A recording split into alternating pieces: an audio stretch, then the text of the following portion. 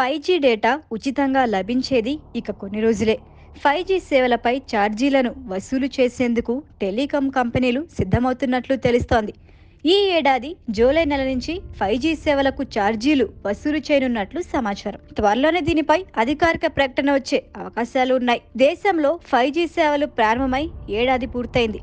Airtel, Jio మాత్రమే ప్రస్తుతానికి అత్యాధునిక సాంకేతికతతో సేవలను అందిస్తున్నాయి. ప్రస్తుతం 5G మొబైల్ ఉన్నవారికి 5G నెట్వర్క్ ఉన్న ప్రాంతాల్లో ఉచితంగానే డేటా సేవలను ఇస్తున్నాయి. పైగా డేటా వినియోగంపై ఎలాంటి పరిమితి విధించడం లేదు. ప్రస్తుతం ఎయిర్టెల్, జియో కంపెనీలు 4G ప్రీపెయిడ్ ప్లాన్లపైనే 5G సేవలను అందిస్తున్నాయి. అయితే ఇకపై ఈ సేవలు ఉచితంగా లభించవు. 5G సేవలకు 2 టెలికాం సంస్థలు మరో 6 నెలల తర్వాత ఛార్జీలు వసూలు చేయనున్నాయి. ఈ ఏడాది ద్వితీయార్థం నుంచి ఛార్జీలు వసూలు చేసే యోచనలో ఉన్నట్లు ఎకనామిక్ టైమ్స్ ఓ కథనంలో పేర్కొంది.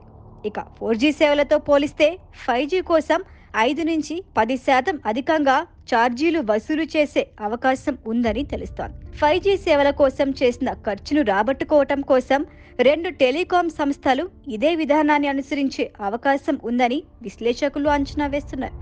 2 టెలికాం సంస్థలు ప్రస్తుత మొబైల్ టారిఫ్ ధరలను సైతం 20% మేర పెంచే అవకాశం ఉందని అంటున్నారు. ఛార్జీల విషయమై త్వరలోనే అధికారిక ప్రకటన వచ్చే అవకాశాలు ఉన్నాయి. ఇదిలా ఉంటే ప్రస్తుతం ఎయిర్టెల్, జియోలకు కలిపి సుమారు 12 కోట్ల 5G వినియోగదారులు ఉన్నారు.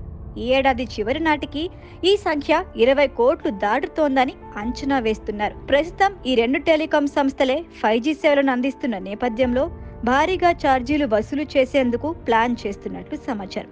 రేట్లు పెంచిన తర్వాత వీరంతా ఇలాగే కొనసాగుతారో లేదో చూడాలి.